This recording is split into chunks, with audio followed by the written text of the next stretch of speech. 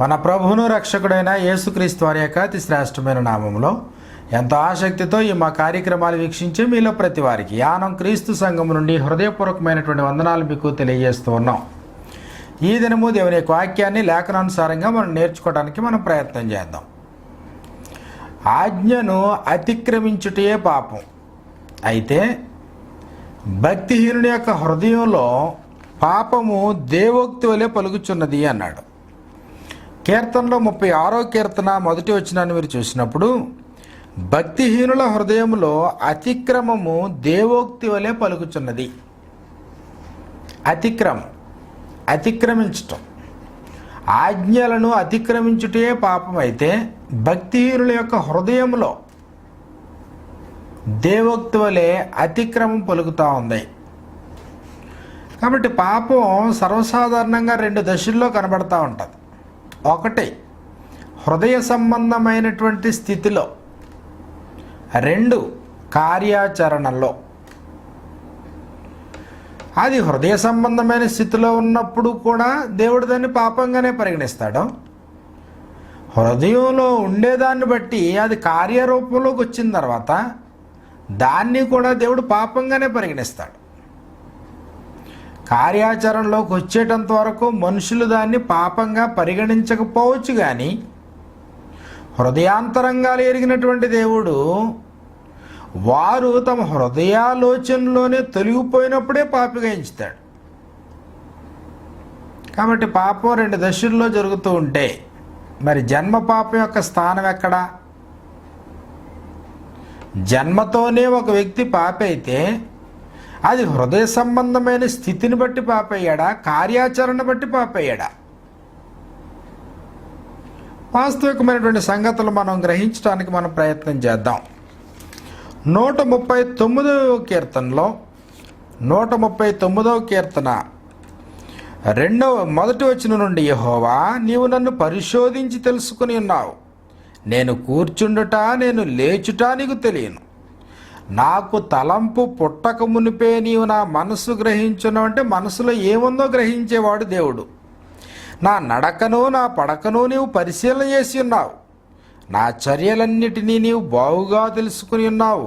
యెహోవా మాట నా నాలుకకు రాకమునిపే అది నీకు పూర్తిగా తెలిసి ఉన్నది. వెనుకను ముందును నీవు నన్ను ఆవరించి ఉన్నావు. నీ చేయి నా మీద ఉంచి ఉన్నావు. ఇట్టి తెలివి నాకు మించినది, అది అగోచరము, అది నాకు అందదు, అగోచరమైంది. కాబట్టి దేవుడు హృదయాన్ని, మనసుని, అంతరంగాన్ని, అందులో ఉండే ఆలోచనల్ని, అందులో ఉండే తలంపుల్ని, అందులో ఉండే కోరికల్ని, హృదయాలోచనలు ఎరిగినటువంటి వాడు దేవుడు. కాబట్టి ఒక వ్యక్తి హృదయాలోచనలోనే తొలగిపోతే అతడు పాపం విషయంలో అతిక్రమం చేసినటువంటి వాడే, ఆజ్ఞను అతిక్రమించినటువంటి వాడే.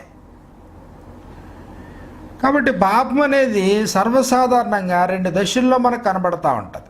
ఒకటి మనసులోనే పగ, ప్రతీకారం, ద్వేషం, కలహం, కుట్రలు, కుతంత్రాలు, ఇవన్నీ కూడా హృదయంలో ఉన్నప్పుడే దేవుడు ఆ వ్యక్తిని పాపిగా చూస్తూ ఉన్నాడు. హృదయ సంబంధమైనటువంటి స్థితిని బట్టి దేవుడు నిన్ను పాపి లెక్కలో వేస్తూ ఉన్నాడు.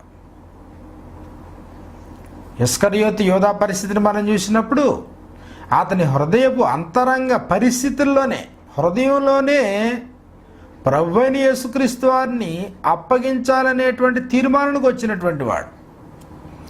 యోహాను సువార్త 13వ అధ్యాయము 2వ వచనంలో మనకి ఈ ప్రకారంగా వ్రాయబడింది. యోహాను సువార్త 13వ అధ్యాయము 2వ వచనాన్ని మనం గమనిస్తూ ఉన్నప్పుడు, యోహాను సువార్త 13వ అధ్యాయము 2వ వచనంలో, వారు భోజనము చేయుచుండగా ఆయనను అప్పగింపవలెనని సీమోను కుమారుడు ఇస్కరియోతు యోధా హృదయములో అపవాది అంతకు ముందు ఆలోచన పుట్టించి ఉండెను గనుక తండ్రి తన చేతికి సమస్తమును అప్పగించిననియు తాను దేవుని యొద్ద నుండి బయలుదేరి వచ్చిననియు దేవుని యొద్దకు వెళ్ళవలసి ఉన్నదని యేసు ఎరిగి అయితే అంతకంటే ముందు ప్రభువైన యేసుక్రీస్తు వారిని అప్పగించాలని సీమోను కుమారుడు ఇస్కరియోతు యోధ హృదయములో ప్రేరేపించబడ్డాడు. కార్యరూపంలోకి రావడానికి, ప్రభువుని అప్పగించడానికి కొంత సమయం పట్టింది.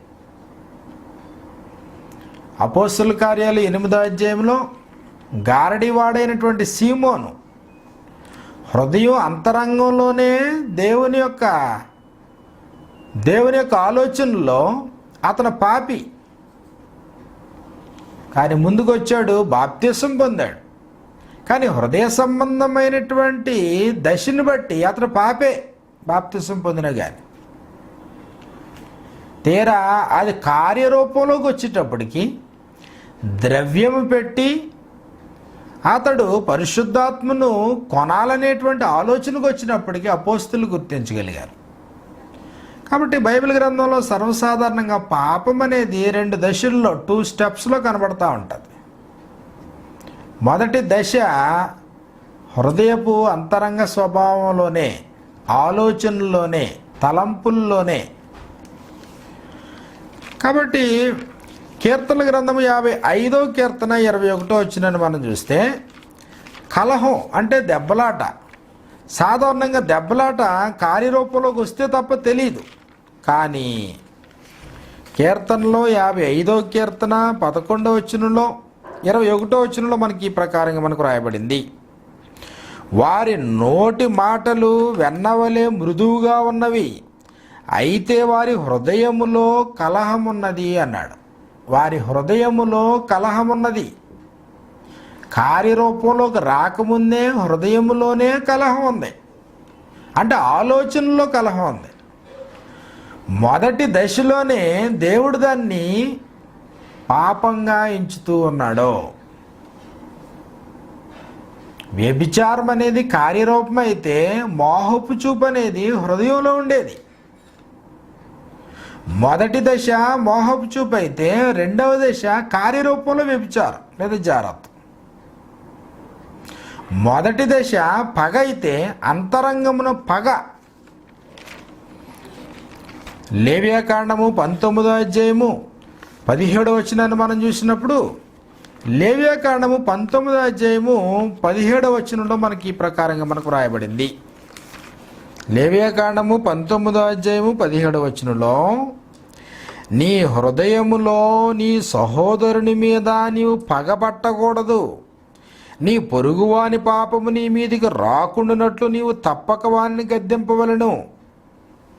కాబట్టి నీవు కీడు చేయాలనుకున్నటువంటి వాడివి, నీవు పగ పెట్టుకున్నటువంటి వాడివి, నీ సహోదరుడి మీద నీ హృదయంలోనే పగ పెట్టుకోవద్దు.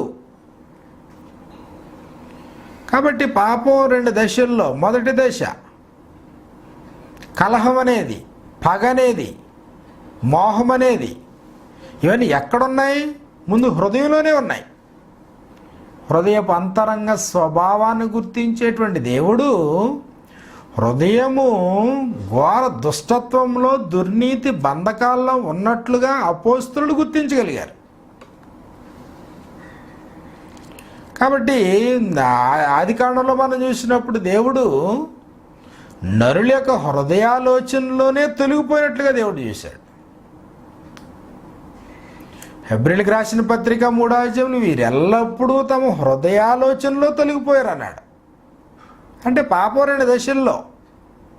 మొదటి స్టెప్ ఎక్కడ అంటే, నీ హృదయపు అంతరంగ స్వభావంలో ఉన్నప్పుడే, హృదయపు ఆలోచనలో ఉన్నప్పుడే, అది ఇంకా కార్యాచరణకి బయటికి రానప్పుడే ఒక మనిషి పాపిగా ఎంచబడుతూ ఉన్నాడు. అది దావీదైనా, సౌలు మహారాజైనా, లేకపోతే సొలొమోనైనా, మరి ఎవరైనా కానీ హృదయం యొక్క అంతరంగ స్వభావాన్ని బట్టి పాపిగా ఎంచబడుతూ ఉన్నారో మొదటి దశ. రెండోది, అది కార్యరూపంలోకి వచ్చిన తర్వాత, కార్యరూపంలోకి వచ్చి మనుషులు గ్రహిస్తారు దీన్ని పాపము అని. ఎప్పుడు? కార్యరూపంలోకి వచ్చిన తర్వాత. ఎవడైనా ఒక వ్యక్తిని కొట్టినప్పుడు, తిట్టినప్పుడు, దూషించినప్పుడు, దుర్భాష మాట్లాడినప్పుడు, కానీ అది అంతరంగమున పగ దశలో ఉన్నప్పుడు మనుషులు దాన్ని గ్రహించజాలరు. దావీదు తన కుమారుడైనటువంటి సొలొమోనుతో మాట్లాడుతూ ఆయన ఈ ప్రకారంగా చెప్పడం జరిగింది. దినవృత్తాంతాల గ్రంథం, మొదటి దినవృత్తాంతాల గ్రంథం 28వ అధ్యాయంలో, మొదటి దినవృత్తాంతాల గ్రంథము 28వ అధ్యాయము 9వ వచనంలో ఈ ప్రకారంగా మనకు రాయబడుతోంది. సొలొమోనా, నా కుమారుడా, నీ తండ్రి యొక్క దేవుడైన యెహోవా, అనగా దావీదు తండ్రి యొక్క దేవుడైనటువంటి యెహోవా అందరి హృదయములను పరిశోధించువాడు, ఆంతర్యాన్ని బట్టి నిర్ణయిస్తాడు ఆయన.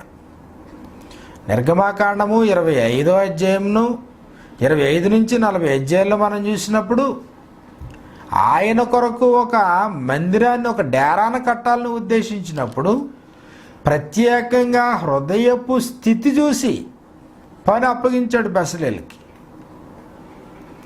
కాబట్టి మర్చిపోవద్దు, హృదయాన్ని చూసేటువంటి వాడు నీ దేవుడు, బాహ్యాన్ని లక్ష్య పెట్టేటువంటి వాడు కాడు. హృదయాన్ని చూస్తాడంటే ఏం చూస్తాడు? నీ హృదయములో పాపానికి స్థానం ఉందా? నీ హృదయములో యథార్థతకు స్థానం ఉందా? నీ హృదయములో పాపమునకే స్థానం ఉంటే ఏదో ఒక రూపేణ అది కార్యాచరణలోకి వస్తుంది.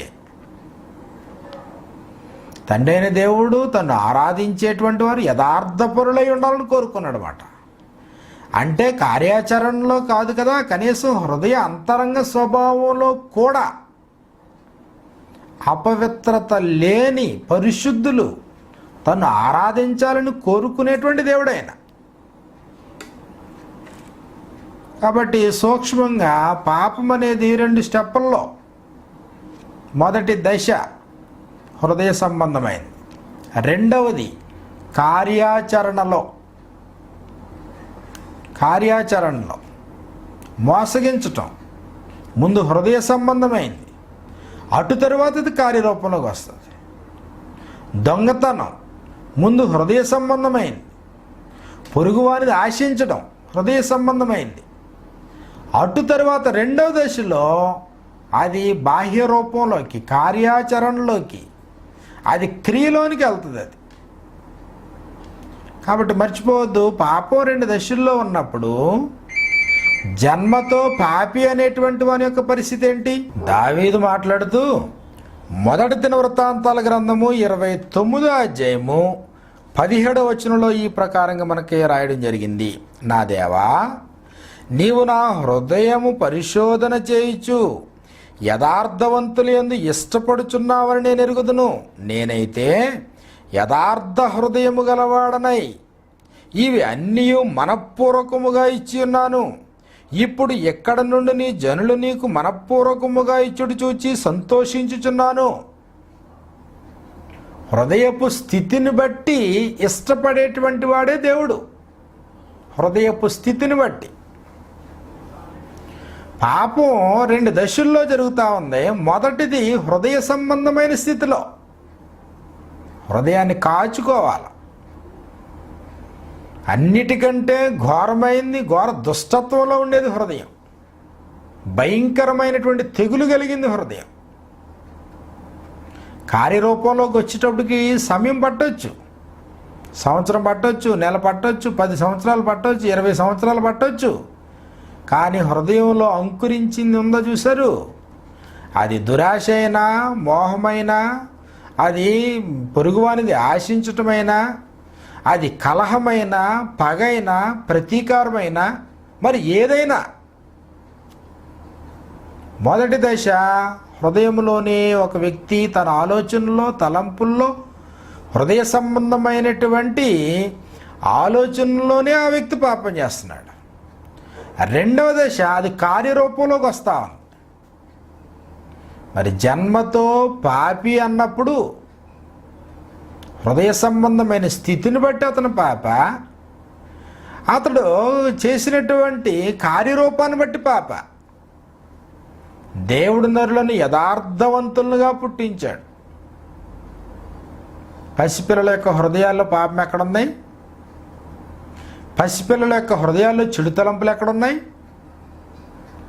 పసిబిడ్డల యొక్క హృదయాల్లో మోహం ఎక్కడుంది? ధనాపేక్ష ఎక్కడుంది?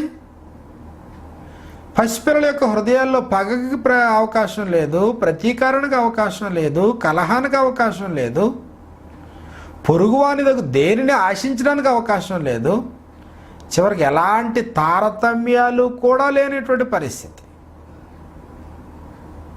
అంటే హృదయ సంబంధమైన స్థితిని బట్టి పసిబిడ్డలో పాపులు కారు.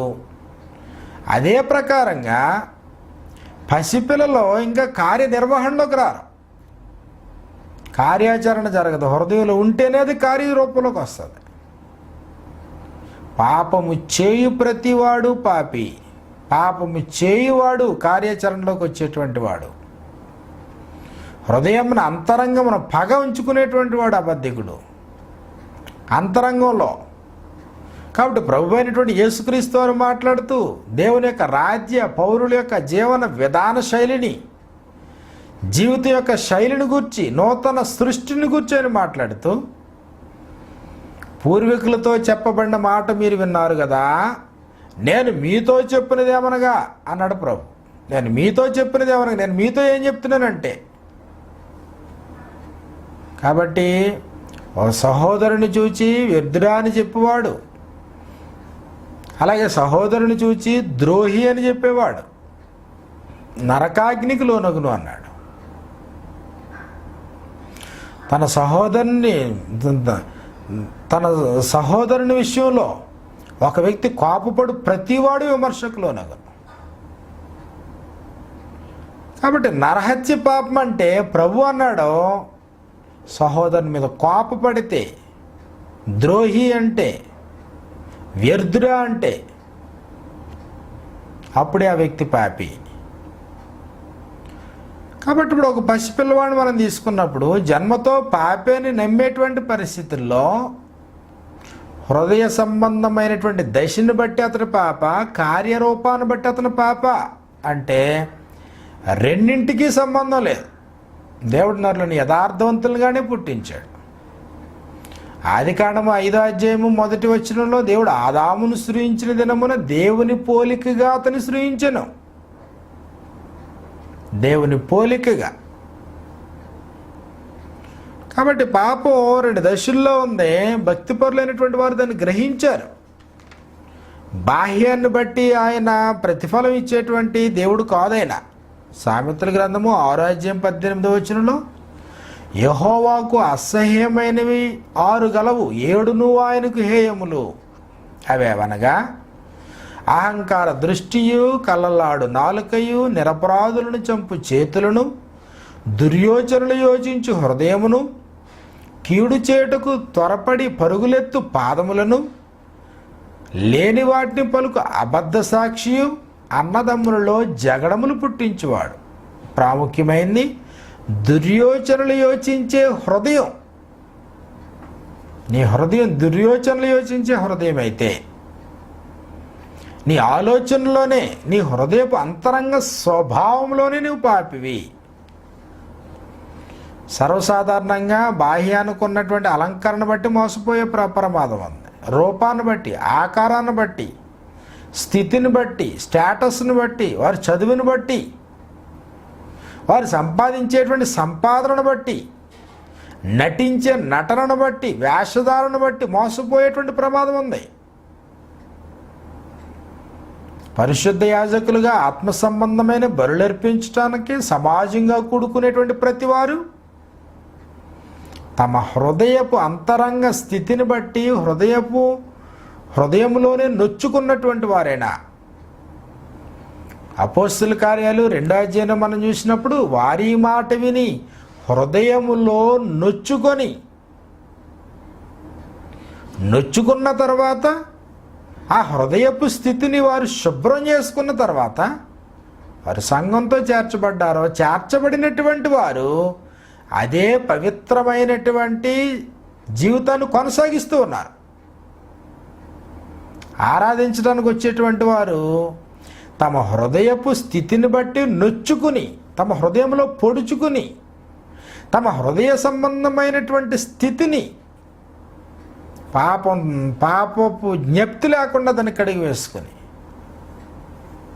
పునర్జన్మ సంబంధమైనటువంటి స్నానం ద్వారా శుద్ధి చేయబడి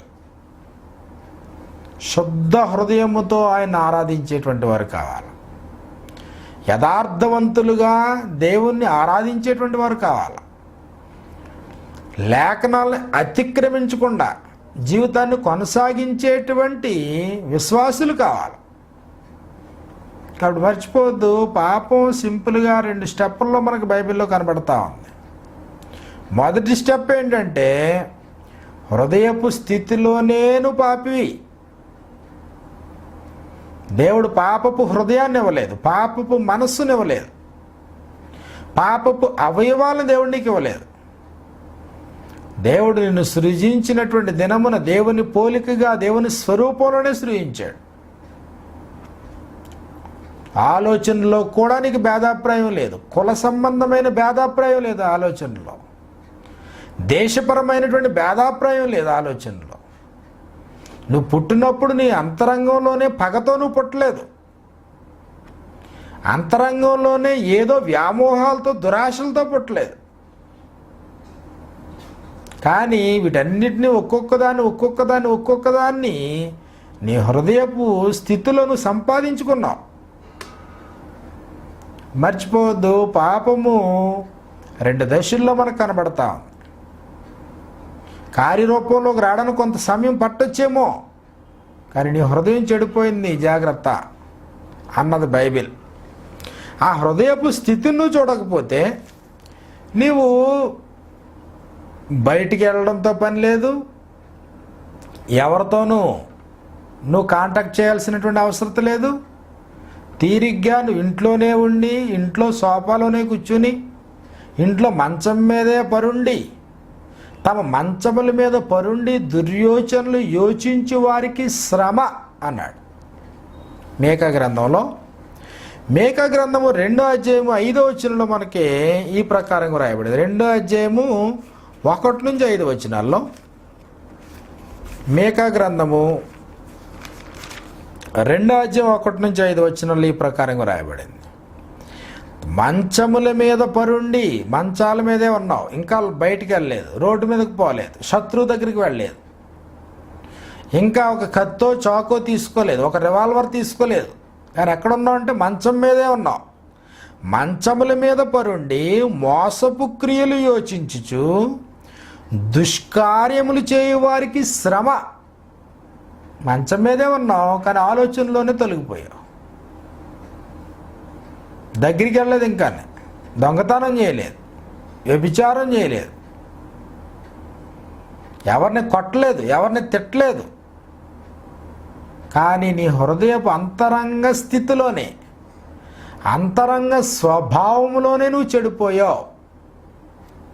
అంతరంగ స్వభావంలోనే నువ్వు చెడిపోయావు అని గుర్తించాలి. మార్కు సువార్త 7వ అధ్యాయము 19-20 వచనాల్లో ప్రభు అయిన యేసుక్రీస్తుతో మాట్లాడేటువంటి వారితో, శాస్త్రులు పరిచయలేనటువంటి వారితో ఆయన మాట్లాడుతూ, హృదయములో నుండి బయలు వెళ్ళినదే మనిషిని అపవిత్రం చేయను అంటే మొదటి దశలోనే నువ్వు అపవిత్రుడు అయ్యావు. హృదయంలో నుండి అనేకమైనవి వచ్చినాయి బయటికి అన్నాడు. ఏంటవి హృదయంలో నుండి బయటకు వచ్చి మనిషిని అపవిత్రం చేసినాయి?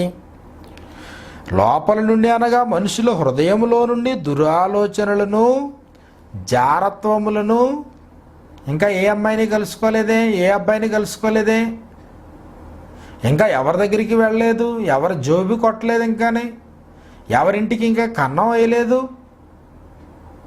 కానీ నీ హృదయాలోచనలను హృదయంలో నుండి వస్తున్నాయి ఇవన్నీ. అంటే మొదటి దశలోనే నీవు పాపి అవుతున్నావు. నరహత్యలను, వ్యభిచారములను, లోభమును, చెడుతనము, కృత్రిమము, కామ వికారమును, మత్సరమును, దేవదోషణియు, అహంభావమును, అవివేకమును వచ్చును. ఇవన్నీ మనుషుని అపవిత్రుని చేస్తున్నాయి. పాపం సింపుల్గా 2 స్టెప్పుల్లో, 2 దశల్లో. మొదటిది హృదయపు స్థితి. భక్తుడైనటువంటి యోబును గూర్చి మనం ఆలోచన చేసినప్పుడు అతనికి తెలుసు, ఒకవేళ తమ పిల్లలు పాపం చేస్తారేమో అని. కానీ అది ఏ దశలో? యోబు గ్రంథం 1వ అధ్యాయంలో ఈ ప్రకారంగా మనకు రాయబడింది 5వ వచనంలో, వారి వారి విందు దినములు పూర్తి కాగా యోబు తన కుమారులు పాపము చేసి తమ హృదయములలో దేవుని దూషించురేమో అని వారిని పిలువనంపించి వారిని పవిత్రపరిచి అరుడుదోదయమును లేచి వారిలో ఒక్కొక్కరి నిమిత్తమై దహన బలి అర్పించుచూ వచ్చెను. యోబు నిత్యము అలాగున చేయుచుండెను అన్నాడు. పాపం చేస్తారండి. 2వ దశలోనా 1వ దశలోనా? 1వ దశలోనే పాపం చేస్తారేమో. తన కుమారులు పాపము చేసి తమ హృదయములలో దేవుని దూషింతురేమో. దేవదూషణ హృదయములో నుండే బయటకు వెళ్తుంది. దేవుడంటే విరోధ భావం హృదయంలో నుండే బయటకు వెళ్తుంది. హృదయంలో నుండి బయటికి వెళ్ళేదే. రోమిలికి రాసినటువంటి పత్రికను మనం చూస్తే, రోమిలికి రాసినటువంటి పత్రికలో తమ హృదయములో దేవుడంటే విరోధ భావం ఏర్పరచుకున్నారు అన్నాడు. హృదయంలో విరోధ భావం ఏర్పరచుకున్నటువంటి మిమ్మును కూడా ఆయన ఏం చేశాడు అంటే ఆయన క్షమించాడు.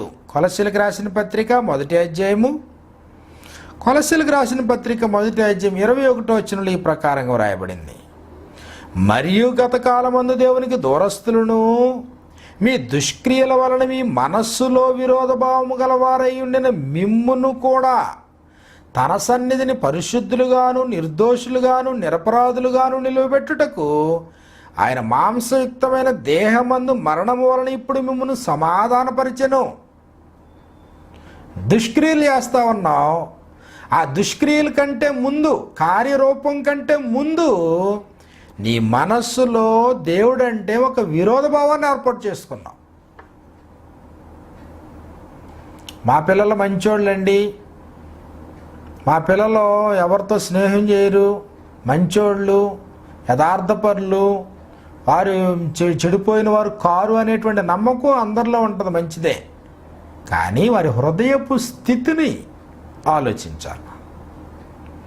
వారి హృదయపు స్థితిలో కూడా వారు పాపము చేయకుండా వారి విషయంలో చర్య తీసుకోవాల్సినటువంటి బాధ్యత ఉంది. అలాగే వారిని సిద్ధపరచాల్సినటువంటి బాధ్యత ఉంది. మర్చిపోవద్దు, పాపం సూక్ష్మంగా 2 దశల్లో మనకు బైబిల్లో కనబడతా. మొదటిది, హృదయ సంబంధమైన స్థితిలోనే దేవుడు నిన్ను పాపిగా పరిగణిస్తున్నాడు. కాబట్టి ఆ స్థితిని నువ్వు ఎరగకుండా ఆలోచించుకునే స్వతంత్రత కూడా లేదా? ఆలోచనలే కదా. ఏం పోయింది? నేను ఎవరి దగ్గరికి వెళ్ళలేదు, ఎవరికీ కీడు తలపెట్టలేదు, ఎవరికీ ఏ హాని చేయలేదని ఇష్టానుసారంగా ఆలోచించుకుని పాపాన్ని హృదయంలో నువ్వు ప్రేరేపింపబడి పాపంతో నీ హృదయం నిండిపోతే తదుపరి అది కార్యరూపంలోకి వస్తుంది. కార్యరూపంలోకి వచ్చిన తర్వాత తండ్రి గుర్తించవచ్చు, తల్లి గుర్తించవచ్చు, సమాజం గుర్తించవచ్చు, ప్రభుత్వాలు గుర్తించవచ్చు. కానీ దేవుడు నీ హృదయపు స్థితిలో ఉన్నప్పుడే నిన్ను పాపిగా చూస్తా ఉన్నాడు. ప్రభు అయిన క్రీస్తు యొక్క రక్తమందు నీ పాపములు కడిగివేసుకున్నా నీ హృదయపు అంతరంగ స్థితిలో మార్పు లేకపోతే దేవుడు నిన్ను పాపిగానే చూస్తున్నాడో మర్చిపోవద్దు. పునర్జన్మ సంబంధమైన స్నానము ద్వారా దేవుడు నిన్ను హృదయశుద్ధి చేయడానికి ఇష్టపడతా ఉన్నాడు. పాపం రెండు దశల్లో మనకు కనబడతా ఉంటే మరి జన్మ పాపానికి స్థానం ఎక్కడుంది? జన్మ పాపానికి అసలు స్థానమే లేదు.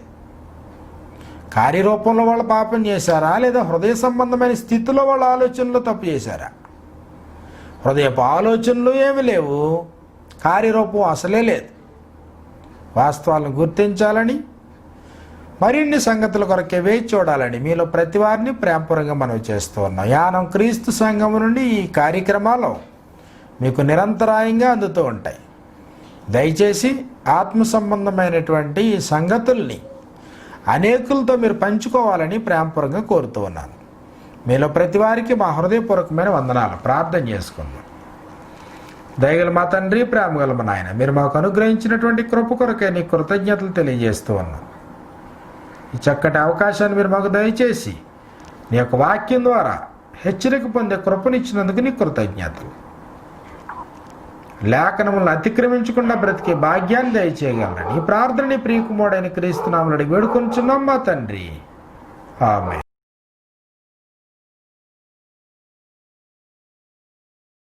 మా అడ్రస్ బ్రదర్ పలివేల మణికుమార్ గారు, క్రీస్తు సంఘం, సుభద్ర నగర్, యానం. Pin number 533464. మా cell number 9848641443. Landline number 0884232343. మా ఇమెయిల్ అడ్రస్ yanamcoc@gmail.com.